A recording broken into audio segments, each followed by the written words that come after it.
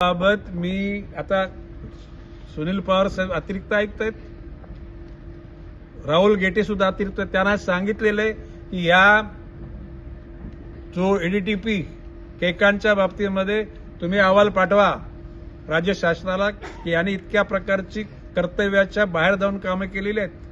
सबब महासभेने याला इथून काढण्यास हकलच शब्द असतात. म्हणजे आपण त्याची रवानगी त्याच्या मूळ खात्याला करा. मूळ खात्याला रवानगी करताना त्यांनी ते काय पाप केले हे पण त्या ठिकाणी अधोरेखित करा. म्हणजे तिथे डिपार्टमेंट इन्क्वायरी त्याची सुरू राहील. अभय जाधव यांनी सुद्धा त्याच गोष्टी केल्या. याच्यावर सुद्धा ठपका ठेवून गरज पडली त्याला सस्पेंड करा. आणि जर तशा प्रकारचं गंभीर असेल तर महानगरपालिकेचा तो अधिकारी आहे त्याला सेवेतून मुक्त करा. दादा तुम्ही ही चिल्लर बाजी होईल. बाब अशी आहे की काही गोष्टी न बोलता करायच्या असतात. ते न बोलता करतात ना, तर न बोलता आम्ही करू म्हणजे कायदेशीर करू. हे जे मी बोललोय ह्या बिल्डिंगी तोडल्याच जातील.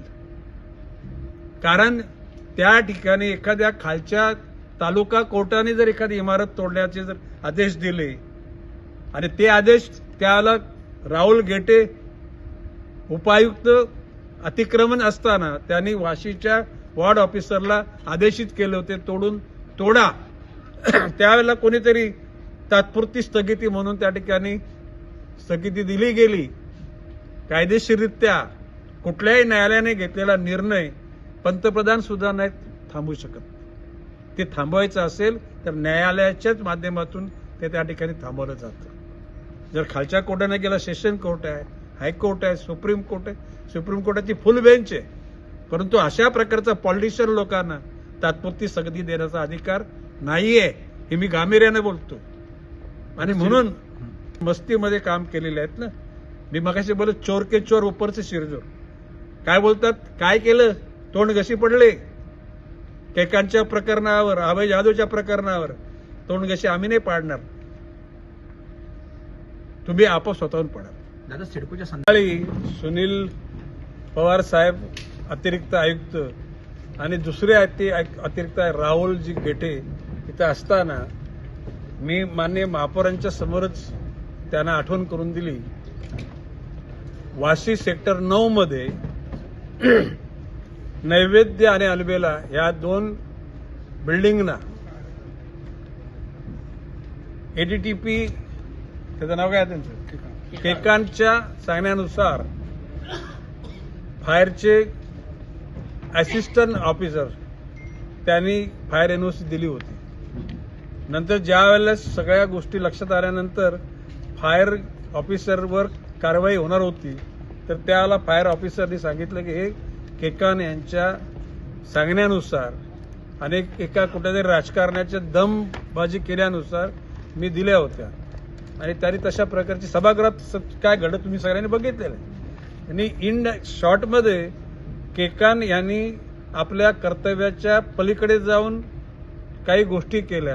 त्याच्यावर दोषारोप ठेवून महासभेने त्यांना इथून त्यांची रवानगी त्याच्या मूळ खात्यात करा आणि मूळ खात्यात करताना त्यांनी केलेला इथला पराक्रम हा खात्याला कळवा अशा प्रकारचा ठराव केला. आता अजून तो त्यांनी जागा सोडलेली नाही. त्यात परवाच्या सभेमध्ये एक सदस्य बोलले केकांवर कारवाई केली, काय झालं. तो अभय जाधववर कारवाई केली, काय झालं. म्हणजे एक प्रकारचं डिव्हायसचं काम केलं. आता मी सांगतो, मी जर का त्या ठिकाणी फायर एनओसी काढले असेल, विड्रॉ केली असेल तर त्या दोन्ही इमारती बेकायदेशीर ठरतात. मी राहुल गेटेंना सांगितलेले आता जून 5 ते 5 सप्टेंबरपर्यंत कुठल्याही अनधिकृत बांधकामातल्या लोकांना बाहेर काढायचं नसतं, तोडायचं नसतं. परंतु 5 सप्टेंबरच्या नंतर या दोन्ही बिल्डिंगी खाली करून त्या बिल्डिंगी तोडण्याच्या बाबतीमध्ये कारवाई करा अशा प्रकारचे मी जबाबदार म्हणून इथला लोकप्रतिनिधी नवी मुंबईचा आणि राज्याचा मंत्री म्हणून मी निर्देश दिलेले आहेत. एक त्याच्यानंतर त्या दिवशी पहिल्या दिवशी ठराव क्रमांक 74 मध्ये असं ठरलं की नवी मुंबईचा इम्पॅक्ट असेसमेंट रिपोर्ट पूर्ण तपासून झाल्याशिवाय त्याचा अहवाल आल्याशिवाय कुठल्याही प्रकारची कारवाई कोणी सीसी मागितली त्यांच्यावर त्याला देऊ नये, म्हणजे कुठल्या वादग्रस्त असलेल्या ठिकाणी. म्हणजे त्या ठिकाणी महासभेने ठरवलं की एखादी संस्था अशी शोधून काढा की या नवी मुंबईच्या या क्षेत्रफळावर किती लोकवस्ती राहू शकेल, ते पण सुसज्ज असलेल्या नागरिक म्हणून त्या ठिकाणी त्यांना वावरता येईल. आता त्याच्यानंतर तो 75 नंबरचा ठराव होता, त्याच्यामध्ये फार धमाल केली होती काही लोकांनी. म्हणजे ज्या ठिकाणी दाट वस्ती आहे त्या वस्ती करता तो कायदा आलेला आहे. त्या कायद्याचं नाव काय म्हटलेलं आहे? URS. आता URS ह्या जर नको त्या ठिकाणच्या कॉलनीतल्या लोकांना तो वापरला दिला तर ज्या ठिकाणी खरी गरज आहे URS त्या ठिकाणी FS शिल्लक राहणार नाही. म्हणून त्या दिवशीच्या त्या ठरावामध्ये सागर नाईकांनी समारोप करताना जे म्हटलं की या बाबतीमध्ये अंतिम अहवाल इम्पॅक्ट असेसमेंटचा येत नाही तोपर्यंत जे रिडेव्हलपमेंट आहे ते चालू ठेवा, जी युनिफाईड DCR. परंतु याच्यामध्ये जर कोणी जर URS कॉलनीमध्ये घुसवायचा प्रयत्न केला तर त्या ठिकाणी तो द्यायचा नाही, अशा प्रकारचा निर्णयच महासभेने घेतलेला आहे. म्हणजे याच्या पुढे ज्या कुठल्या कॉलन्यांमध्ये URS स्कीम घुसवण्याचा प्रयत्न केलाय त्यांना त्या ठिकाणी महासभेची अंतिम निर्णय झाल्याशिवाय त्या ठिकाणी परवानगी CC देण्यात येऊ नये, अशा प्रकारचा निर्णय घेतलेला आहे. आता काही लोक काय बोलले त्या सभेमध्ये की कोणतरी असं म्हणतो की कोट्या शहाण्यांनी हा युनिफाईड DCR आणलेला आहे. Yes, no doubt. आताचे मुख्यमंत्री देवेंद्र फडणवीसांनी आणलाय, परंतु फडणवीसांनी बनवलं होता गणपती, यांनी बनवलेला मारुती. ज्या पद्धतीनं या शहराच्या विकासाबाबत हव्यास करून, म्हणजे पैशाचाच हव्यास जी प्रक्रिया चालली, त्यांना असं वाटत असेल की हम सब कुछ करेंगे, नहीं करने देंगे हम. हा गणेश नाईक आहे. पुढच्या येणाऱ्या महासभेमध्ये केकांच्याच माध्यमातून आणि ह्या जाधव फायर ऑफिसच्या माध्यमातून काही कॉलनीच्या सोसायट्यांच्या पदाधिकाऱ्यांची खोटे ॲफिडेव्हिट घेतली गेली किंवा आमची ना हरकत आहे, परंतु त्यांनी ज्याला समजल्यानंतर त्या ठिकाणी महापालिकेचे आयुक्त महापौरांना पत्र दिलेले की ह्या जे ॲफिडेव्हिट हे आमचे नाही, ते बोगस आहेत. सबब भरत नकाते येत्या महासभेमध्ये त्या सेक्टर 9 मधल्या ज्या सोसायट्यांचे बोगस ॲफिडेव्हिट केलेले त्याच्याविषयी प्रश्न मांडल्यानंतर त्याची इन्क्वायरीच करा, अशा प्रकारची भूमिका घेण्यासाठी माननीय महापौरांना मी सांगितले. पोलीस केस दाखल करा. ते कोण अधिकारी आहेत, पदाधिकारी आहेत, राजकारणी आहेत, त्यांचे चेहरे समाजासमोर येऊ द्यात.